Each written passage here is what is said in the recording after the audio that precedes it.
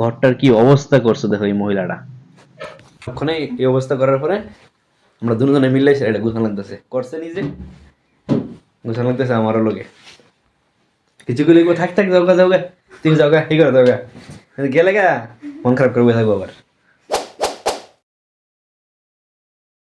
Good morning everyone. সকালটা শুরু হলো একদম ঠান্ডা ওয়েদার দিয়ে এসেছিলাম আর গরম গরম এক কাপ দুধ দিয়ে এসেছিলাম। एंट्री अच्छी है लेकिन बैठने का तरीका अभी बड़ा कैजुअल। আর দুধের লগে আসছিল ব্রেড। তো খাই সেটা আমি বাড়ি গেলাম রেশনে যাওয়ার লগে, গিয়ে দেখি কেউ নাই, কিন্তু যখন ভিতরে ঢুকি গিয়ে দেখি দুইজন দাঁড়ায় গেছে।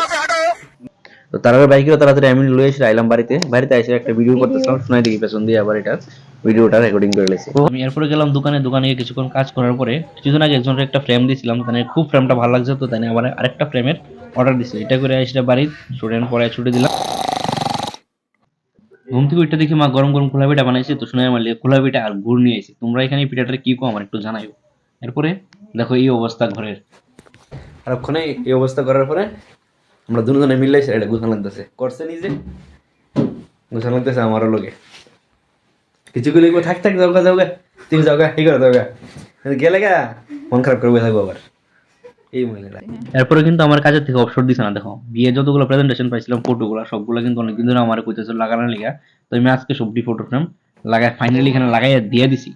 তো এটি হলো সবগুলো প্রেজেন্টেশনের ফটো যেগুলো আমরা বিয়ের মধ্যে পাইছিলাম। আজকের ভিডিও এই পর্যন্তই, দেখা হবে আবার নেক্সট ভিডিওতে।